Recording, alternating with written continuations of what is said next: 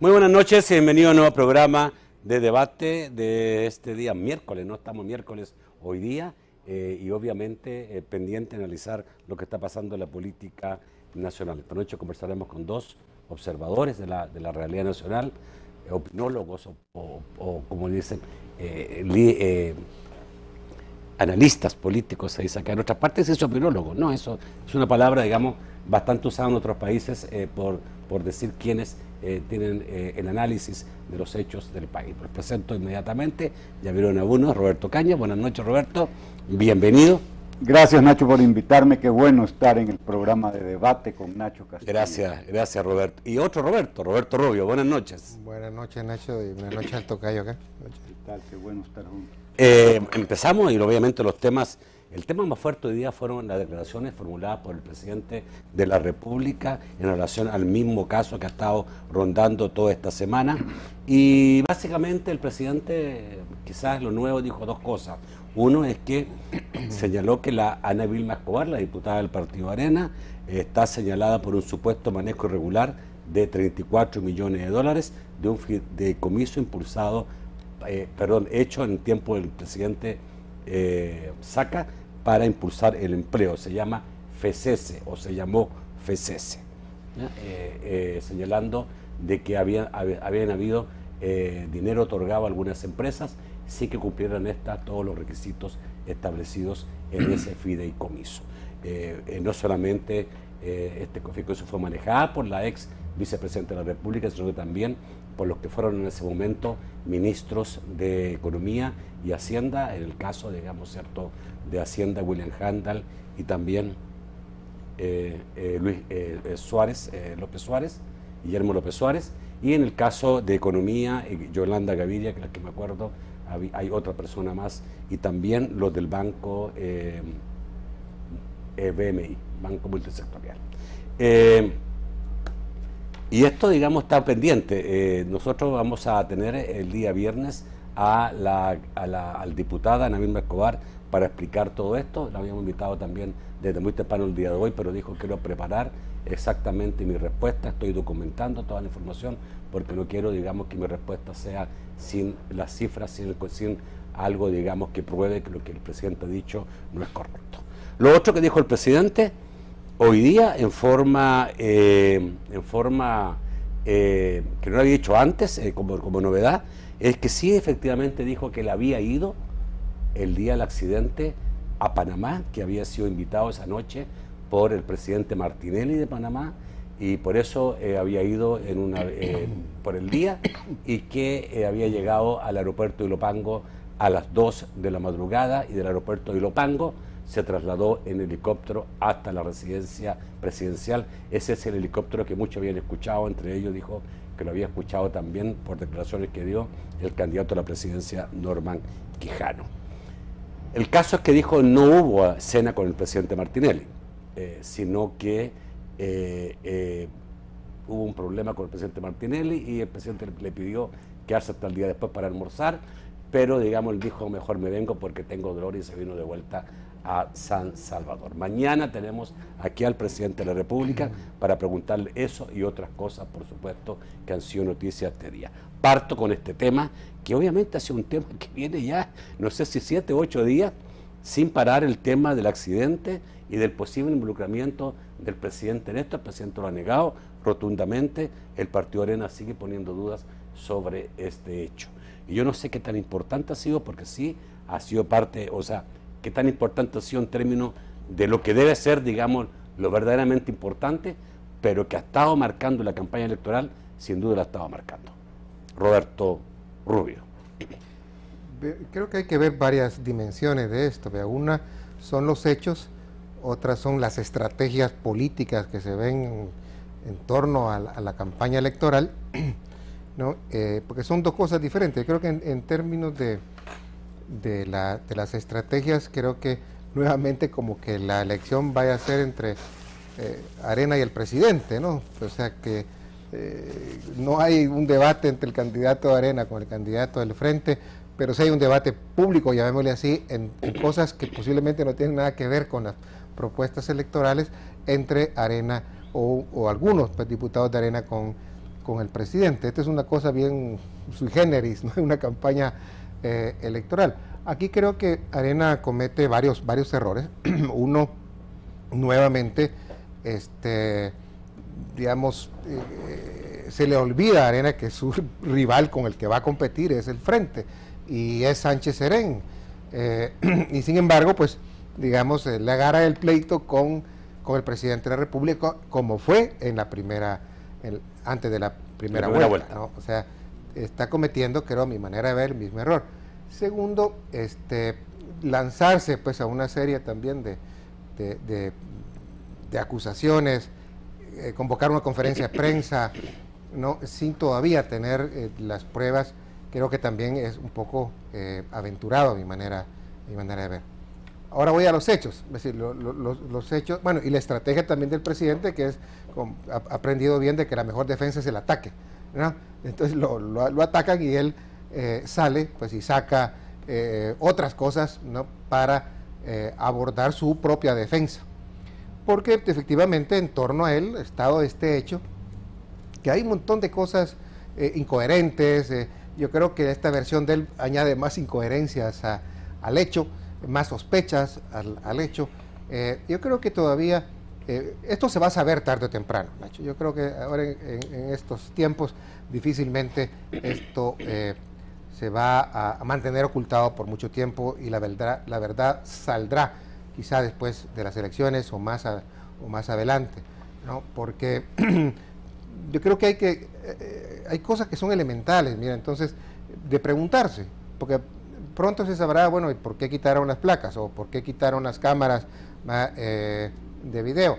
Esta versión del presidente, si a mí me invita un presidente como el de Panamá a cenar, yo tomo un avión privado, me tomo la molestia de un avión privado, y de repente el presidente de Panamá dice que no lo puede recibir y no puede cenar con él, yo creo que eso no es parte de un protocolo, ¿no? De la diplomacia, ¿no? Yo realmente no le entiendo, y que de repente pues el presidente se vea como un segundón, porque entiendo que dijo que no se reunió con él, sino que con otro. El secretario, bueno, eso también habrá que pedir información al gobierno de Martinelli, si eso es cierto, para saber los motivos exactos del viaje del presidente a Panamá, cuál era la agenda, porque supongo yo que no iban a ir a hablar de sus amistades. O sea, es una agenda que tienen que tener para tratar determinados tópicos, ¿no?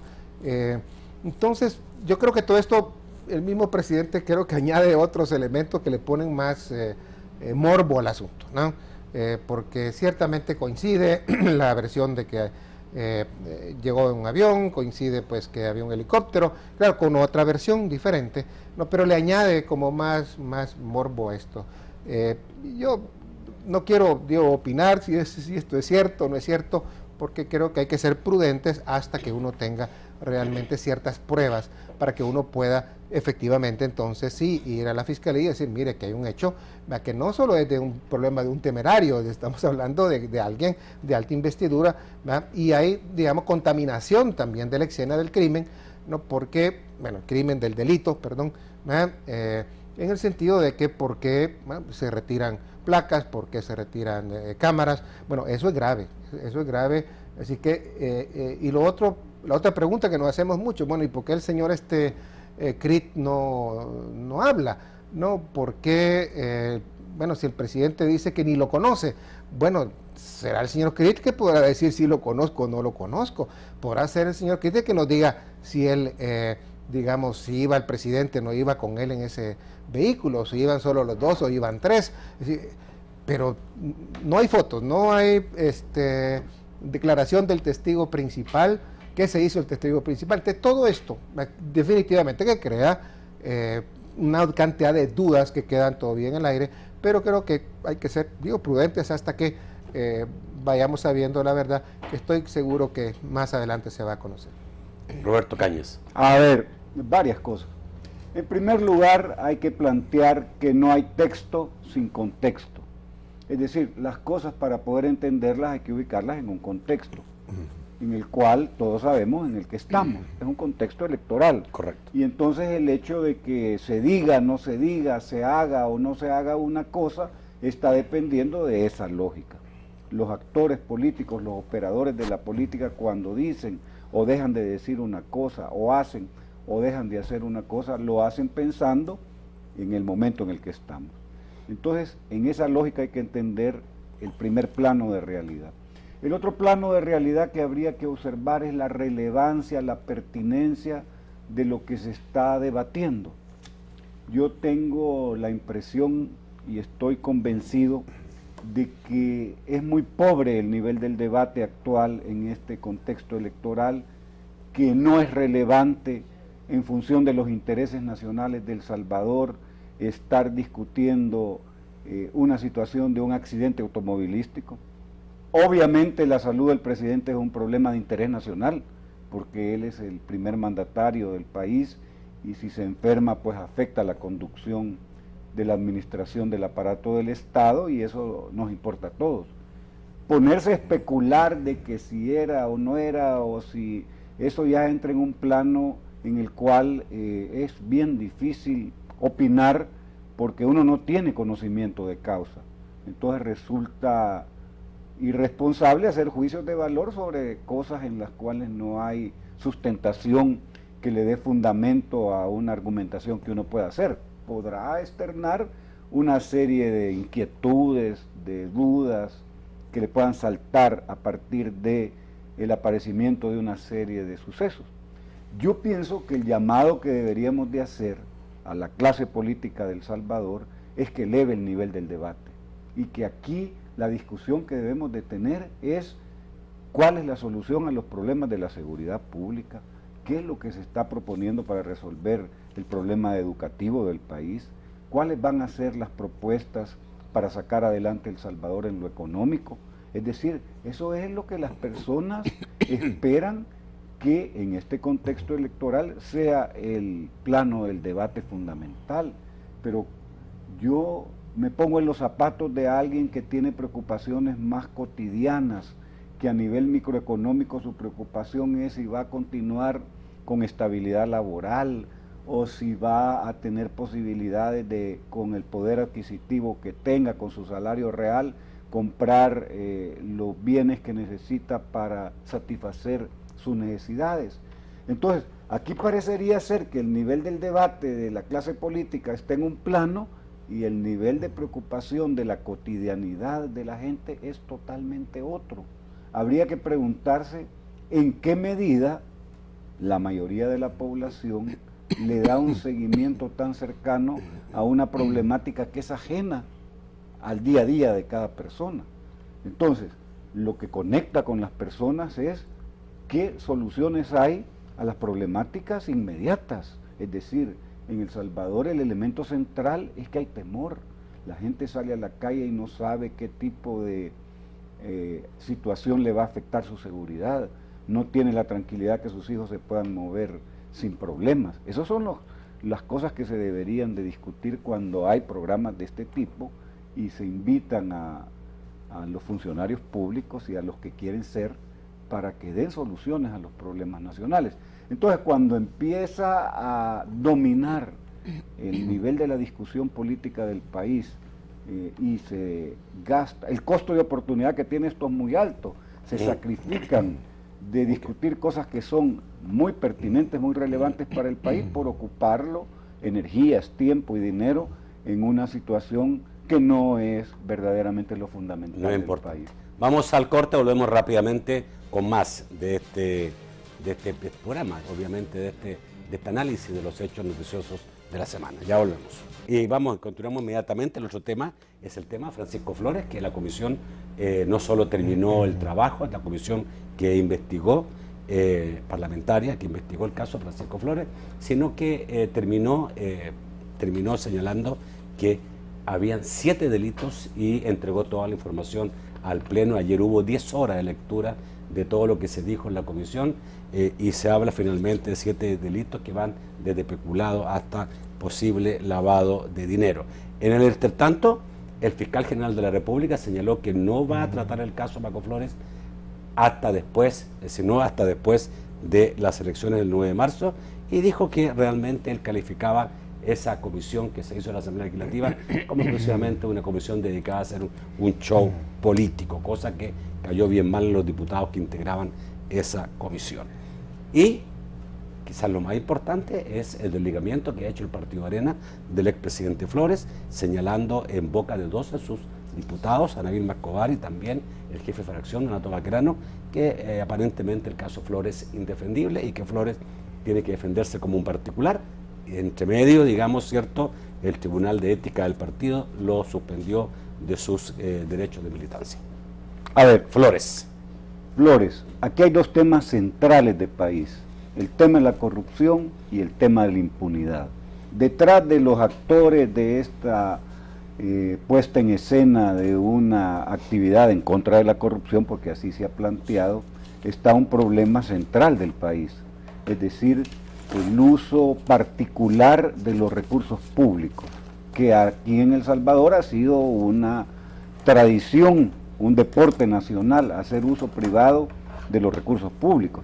Entonces, el tema es que en las dinámicas sociales ahora se ha puesto en el centro de la discusión el combate a la corrupción y la búsqueda de que no existe impunidad, y eso en términos generales es bueno. Lo que sucede es que esto es como la navegación aérea, hablando de aviones y de viajes en avión. Hay en la carta de navegación de un piloto el punto de no retorno, es decir, cuando el piloto llega a un punto en el que es más costoso regresar al punto donde salió. Así hemos llegado ya en términos de combate a la corrupción y de lucha en contra de la impunidad. Es decir, de aquí en adelante ya no puede ser, y no sería bueno para el país, que de repente se termine el periodo electoral y a nadie sabe, nadie supo, y de esto no se vuelve a hablar más. Obviamente el tema de la comisión de la Asamblea no es vinculante, y ahí termina con la entrega de ese documento, ya está en manos del fiscal, y el fiscal ya adelantó criterio. Él no va a desarrollar una investigación hasta después de la elección. Entonces, yo lo que creo que es fundamental a nivel de país es que se vuelva una cultura, es decir, que en la manera de actuar, en la costumbre, la ciudadanía no permita el hecho de que se use de manera particular los recursos públicos y que exista un combate permanente en contra de la corrupción. En esta que tiene manifestaciones más grandes, que se habla de millones de dólares, a mí lo que me impresiona... ¿Tú crees que hemos partido realmente en forma sólida y sostenida esta lucha contra la corrupción a partir del caso Flores o de los últimos casos que se han conocido en el país? ¿Tú crees que estamos ya, digamos, porque es lo que todos desearíamos que fuera verdad? Muchos tienen dudas si realmente esto tiene algunos matices de show político o es realmente un inicio sólido de un nuevo proceso en el cual todos los funcionarios el día de mañana van a ser controlados y enjuiciados en caso de que no cumplan con el manejo de los dineros públicos. Es que está en juego eso, la legitimidad, la credibilidad, la representatividad de los sujetos que han actuado en estas circunstancias, porque no se vale que de repente empeñen tiempo, energías, prestigio, recursos públicos además, porque se ha montado toda una comisión que ha hecho una investigación, etcétera, y al final no pase nada. Y entonces el reino de la impunidad, el reino de la corrupción sea dominante de nuevo. Si los ciudadanos, y aquí el actor que ha sido mayoría silenciosa es la ciudadanía, el hecho de que no se manifieste públicamente no quiere decir que la población no está tomando nota, es decir, porque esto es lo que aparece dominante en los medios de comunicación social, es decir, la realidad que todos los días pintan los periódicos y la televisión es que hay un tema central en la vida del país, que es el tema de la corrupción, de la diplomacia del dólar de Taiwán. No se habla de por qué una nación, un país extranjero, en función de intereses políticos propios de su país, ocupa su dinero para darle a políticos y a funcionarios públicos de otro país cantidades importantes de dinero en función de un interés de Taiwán, que ya sabemos todos cuál es. El de facilitar que en el momento que Naciones Unidas se plantee la votación acerca del reconocimiento de Taipei como país, de China, de Taiwán, se pueda lograr que algunos países que cada vez son menos lo apoyen. Entonces, aquí la discusión gorda, la discusión verdaderamente importante es cómo es posible que además de que a un presidente se le entreguen cheques a nombre de él de millones de dólares, ¿cómo es posible que un país extranjero tenga un nivel de intervención tan grande en la vida política interna del país, en que su diplomacia esté basada en la cantidad de dólares que le da a los funcionarios públicos? Además, hay una cosa que llama la atención en ese informe de la Asamblea. Se dice que Taiwán tuvo una relación privilegiada con el gobierno de Flores. Yo creo que ha tenido una relación privilegiada con todos los gobiernos de Centroamérica, además. El único que cortó esa relación privilegiada en función de los intereses nacionales de Costa Rica fue Oscar Arias, que dijo, bueno, momento, aquí para que las posibilidades de desarrollo de Costa Rica tengan otra oportunidad, hay que romper relaciones con Taiwán y hay que establecer relaciones con China continental, y ya tienen un acuerdo de libre comercio y han avanzado mucho en esa línea. Y aquí nadie, lo único que domina la vida en términos de la discusión en contra de la corrupción es el caso Flores, pero haciendo abstracción del tema Taiwán. Yo traería cuenta que discutamos cómo el hecho de que un país extranjero tiene un nivel de intervención tan grande en la vida política del país, que destina cantidades millonarias de dinero para entregarla a funcionarios públicos, pues, por supuesto buscando que sus intereses alguien me decía, prevalezcan. Roberto, hace unos días atrás, y lo más increíble, digamos, es que usted viaja a otras partes del mundo, o a la mayoría del mundo, y Taiwán prácticamente no existe. Dentro, digamos, de la órbita política, diplomática, relación de países, es China, digamos, ¿cierto? Este fenómeno, como tú decías, se centra básicamente en Centroamérica y Paraguay, y una islita del Caribe. Exactamente. Pero obviamente es un tema interesante, digamos, que todavía tiene mucho análisis que hay. Lo que tú decías, sin duda, digamos, que no se ha discutido para nada. Y yo termino diciendo, bueno, China continental va a ser la primera potencia económica del mundo en los próximos años. ¿Cómo es posible que El Salvador no esté planteándose como parte de los motores de desarrollo, desarrollar una... ¿Tú crees que el FMLN no va a hacer ese cambio? Pues habría que ver, o sea, no sé en términos de política. Han dado como indicación que no.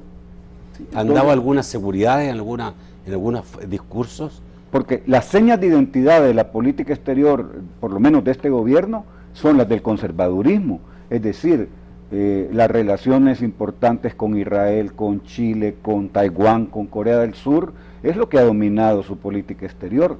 No puedo yo señalar, no tengo un registro de audaces pasos en política exterior de este gobierno. Ok, Roberto, el otro Roberto. Yo quiero volver a tu pregunta, es decir, ¿qué sale de todo esto? ¿Qué sale de todo esto? Mire, el tema de la transparencia, la lucha contra la corrupción, yo creo que ha ido avanzando y ha ido calando más en la ciudadanía. Yo creo que ahora, cuando se hagan las entrevistas, creo que el tema de la corrupción va a subir un poco de nivel, porque antes en las encuestas era uno de los problemas que menos preocupaba a la población. Cada vez más se está hablando de este tema, ¿no? Ahora, quieras o no, el tema electoral le da un impulso, ¿verdad?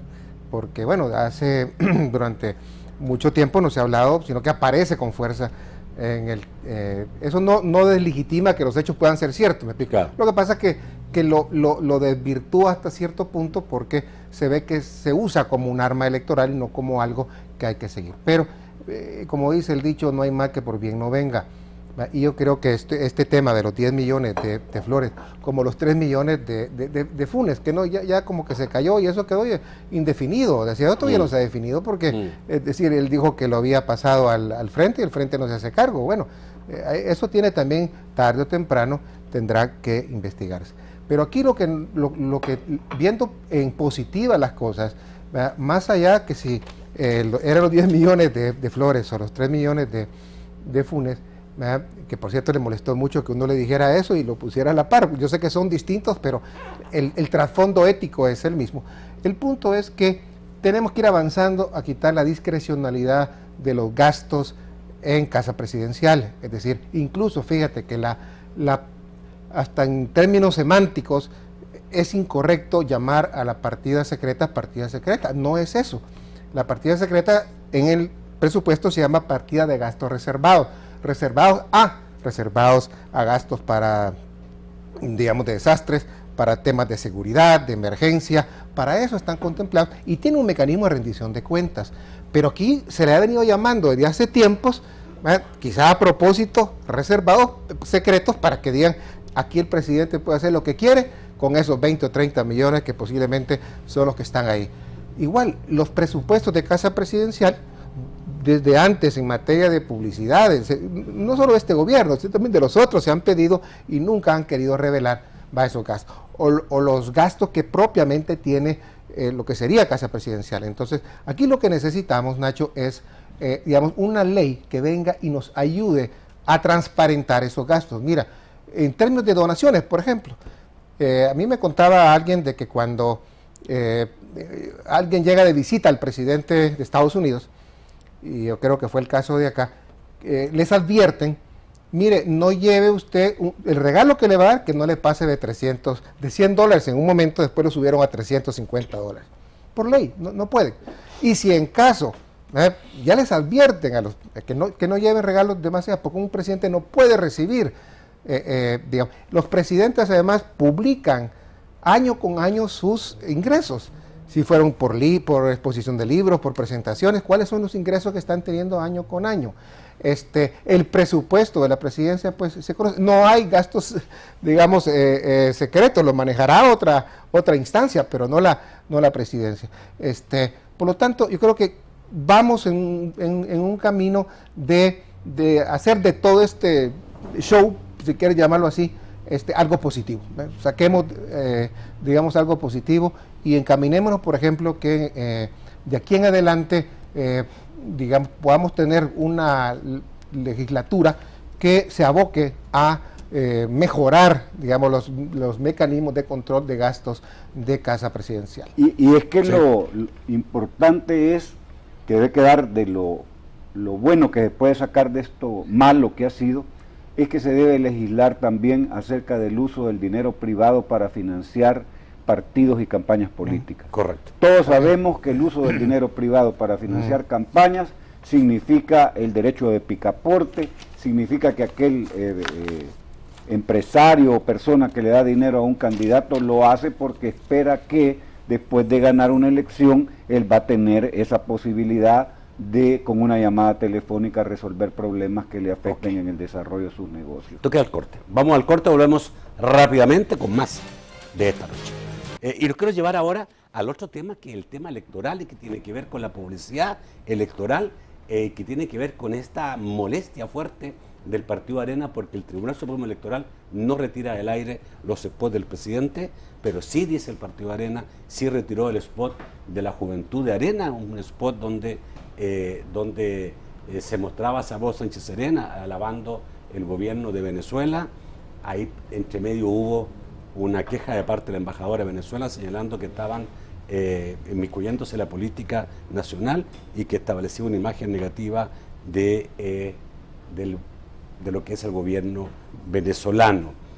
La Juventud Arena hizo otro spot muy parecido, quitó, digamos, lo que el tribunal dijo que no podía poner y hizo otro spot muy parecido, pero dicen, fuimos censurados, dicen en el spot.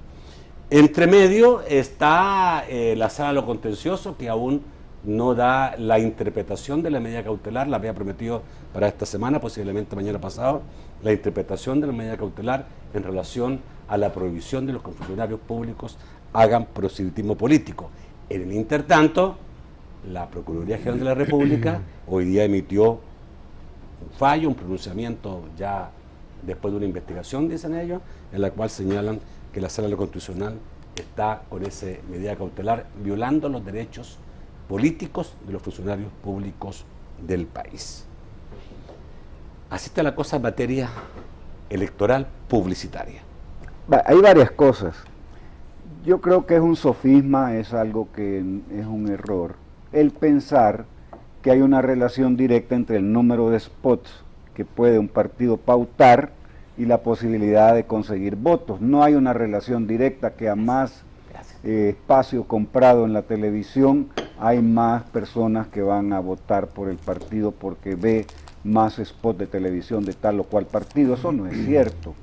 Es decir, lo que sucede, al igual que en la publicidad comercial, es que la publicidad política llega a un punto de saturación. Y con una campaña electoral tan dilatada, ya ese nivel de superación se llegó hace tiempos. Es decir, la población ve como ver llover el hecho de tanto publicidad pagada en la televisión. Lo que habría que discutir cómo se racionaliza, porque es ofensivo para un país pobre que se gasten esas cantidades de dinero en publicidad.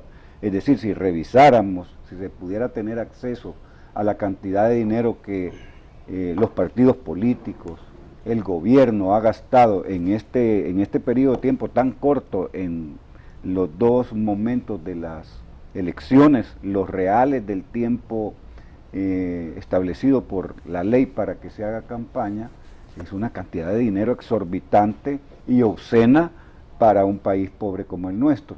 Entonces, lo bueno también de lo malo de esto es que debe dejar la pauta esta campaña electoral para sacar lecciones aprendidas acerca del rol del presidente de la República en campañas electorales, acerca del uso del dinero privado para financiar campañas, acerca del uso de la publicidad y la lógica es el que tiene más saliva traga más pinol, es decir, si yo tengo más dinero pues contrato más y ahí está el error, el creer que a partir de eso yo voy a tener más posibilidades de más votos. Pues la realidad pero pareciera que sí, ¿eh? La realidad es un poco más complicada que eso, pues. Sí, es más complicada que eso, pero yo creería, no sé si ustedes creen lo mismo, que la publicidad hace mucho en la orientación de la gente, ¿eh? Habría que ver cuál es la que hace no eso sé y cuál no. No hay una medición exacta, pero por lo que sucedió, aquí tenemos un cambio. Si uno ve los partidos hace 6 meses atrás, 7 meses atrás, es muy diferente a lo que se ve hoy. Y claro, hay errores públicos clarísimos. El caso Saca seguramente es un punto importante. El otro es el uso de Venezuela, el tema de Venezuela. Bueno, ahora el tema de Venezuela no sé si va a tener algún tipo de incidencia, también sería bueno comentarlo. Aquí creo que fue que comentamos de que en términos de organización electoral el tribunal había actuado muy bien, pero en términos de justicia electoral ha actuado, a mi manera de ver, bastante desequilibrado, como ha sido antes, ¿no? Antes el tribunal, cuando estaba dominado, llamémoslo así, por la derecha, ponía la cancha inclinada, digamos, se la ponía inclinada a la izquierda. Y ahora, de alguna manera, también un tribunal que no es de izquierda o derecha, es un tribunal que tiene un bloque, ¿no?, que está más favorable al frente, le pone la cancha inclinada a la oposición, ¿no? Lamentablemente no salimos del problema, porque se supone que los cambios también deberían de llegar a eso, y se está insistiendo desde hace mucho tiempo la separación justamente de funciones, porque los partidos no pueden ser juez y parte, ¿no? Ahora, aquí también pues, hay cosas que tú dices, bueno, es cierto, la sala de lo constitucional dice muy claramente que no se puede prevalecer del cargo para apoyar a un partido. Es decir, y cuando sale un funcionario, ¿no?, no pidiendo el voto, porque se supone que eso ya es demasiado evidente, pero hay varias maneras de pedir el voto, discretamente, simuladamente, ¿no?, si 5 años más, etcétera. Pero la medida de ir spot por spot es un poco ridículo, ¿no? Porque tú dices, no, prohíbo este spot, pero al día siguiente te pone otro parecido igualito, ¿va? Entonces lo van a tener que analizar y juzgar, y va a pasar una semana, y en eso ya pasó el tiempo. Aquí lo que hay que esperar, como tú dices, Nacho, la resolución de la medida, digo, la aclaración o especificación de la medida cautelar, ¿verdad?, porque se ve que no se ha entendido bien, o sea, desgraciadamente no se ha querido entender, ¿no? Y que espero que la sala diga, mire, de esta manera se va a interpretar, y realmente prohíba toda intervención, no de un spot o de otro, ¿verdad?, porque eso es ridículo, no va ni las multas son ridículas, ¿no? Que te pongan 500. Hoy FUSAD recibió una multa de $1000. Sí, pero digo, es ridículo porque, pero igual puede hacer FUSAD si quisiera, pues bueno, mire, si yo quiero continuar mi campaña, simplemente le cambio aquí, le pongo otro spot, porque ese spot me lo van a tener entonces nuevamente que valorar, ¿no? Pero en eso ya pasaron 3, 4 días y el efecto está ahí, ¿no? Entonces, se supone que entonces hay que cortar esto estructuralmente, llamarlo así, y decir, miren, no, de aquí esto, es decir, no se puede... Se transforma en una ley que puede ser un chiste, ¿no? En el fondo, y yo creo que han dado, digamos, yo digo, no soy jurista, pero las razones que dan a veces los magistrados para esto, te dicen, mire, que no entiendo con la Procuraduría de Derechos Humanos ha planteado esto, pero es que los derechos también son limitados. Un preso tiene derechos limitados, un policía tiene derechos limitados, ¿no? El ejército no se puede sindicalizar, o sea, no son así tan universales, por lo tanto, un funcionario tiene también determinados aspectos, ¿no?, que cumplir, que no tiene un ciudadano común. A un ciudadano común yo no le puedo pedir, también tienen deberes diferentes, yo no le puedo pedir a un ciudadano común que me rinda cuentas de su dinero, ya cuenta, pero sí le puedo pedir a un funcionario, tiene un deber especial que no tienen los otros. O sea, las leyes no se crearon solamente así, ¿no? Todas, que tienen que ser para todos. Dicho ¿no? esto, brevemente, sí, porque tengo casi nada de tiempo, ¿el caso Venezuela va a influir? Yo pienso que no, es decir, vuelvo al tema de la cotidianidad, al tema del día a día, a las preocupaciones que tiene la gente en lo concreto. Venezuela está muy lejos. Venezuela tiene otra historia, otra economía, otra problemática. Es decir, venir a decir aquí que porque en Venezuela está pasando eso, hay que mirarse en ese espejo y lo que viene ahora es que hay un peligro de que aquí sea Venezuela, es una cosa tan descabellada, tan poco creíble, que tiene posibilidades también muy limitadas. O sea, uno entiende que en recursos electorales, en el amor, en la guerra y en las campañas electorales se vale todo, y seguramente lo usan porque piensan en el comando de campaña de Arena que eso puede posibilitar quitarle votos al frente. Yo tengo dudas que para la gente que tiene problemáticas más inmediatas, el hecho de que le digan que aquí va a ser igual que Venezuela, le haga cosquillas. Ok. ¿En caso tuyo qué piensas? Creo que va a depender que tú hagas el vínculo entre lo que pasa en Venezuela, no pues en Venezuela, sino lo que se está jugando en Venezuela, etcétera, con digamos, lo que se dice, lo que se piensa o lo que se actúa por parte del frente. Si tú logras hacer que la gente entienda ese vínculo y luego tienes tiempo para desarrollarlo, podría tener algún efecto, pero el tiempo es corto, el vínculo todavía, que la gente haga ese clic, ¿no? Conectar una cosa con la otra cuesta, no es una cosa que tú la vas a, no es automática, ¿no? Y por lo tanto podría influir en algún sector que quizá tenía sus miedos, quizá ¿no? algunos pero a la gente, arena. sí, a un campesino, a un a alguna gente sí puede influirle que tenía que no fue a votar y que de repente pues le apareció el miedo de que pueda suceder algo parecido en Venezuela, pero que si va a ser determinante, no sé, no creo que así. Por el tiempo es difícil que... Vamos al corte, volvemos rápidamente con los comentarios y preguntas del público. Vamos rápidamente con Francisco Bonilla para que nos diga qué dicen los amigos televidentes esta noche. Buenas noches, Francisco. Señores, buenas noches. Los planteamientos de nuestros amigos televidentes a través de Facebook. Primeramente, dice Oscar Calderón, licenciado Roberto Cañas, a su juicio, ¿qué pasaría con Francisco Flores si gana uno u otro candidato? ¿Cuáles serían los escenarios dada una nueva correlación de fuerzas formales y o fácticas? Pregunta. Roberto Campos dice, no creo que haya tema de interés nacional más importante que los 95 millones saqueados al pueblo. Me gustaría que se analizara eso, que se discuta, se hable a fondo. Hablar de cualquier otra cosa son tonteras, plantea Roberto Campos. Marco Sánchez dice, si el presidente andaba fuera del país, ¿no anula eso la candidatura de Sánchez Serén? Claudio dice, en el tema del Ferrari, ¿no lleva a algo que apoye los proyectos de país? Y Paco Flores, pregunta Claudio. Adriana Mancilla dice, el dichoso Ferrari solo es un truco mediático para hacer desviar la atención de Paco Flores. Mario Grisales dice, Taiwán es un país que ha tratado de lograr su reconocimiento como tal. Es lógico que con ayudas a países pobres busque voto, plantea. Claudia Rodríguez dice, de acuerdo, se tiene que regular muchas cosas de las campañas, el tiempo, por ejemplo. Jimena dice, la campaña de Arena ha sido pésima, el FMLN la tuvo fácil. aunque también la campaña casi no influye en el votante, según el UDOP, plantea Jimena. Vamos al estudio para las respuestas respectivas. Que no influye, estoy seguro que influye aunque lo diga el UDOP. Obviamente, si no, estarían gastando las cantidades, y esto es una cosa, digamos, que no es algo que se esté, digamos, haciendo en El Salvador.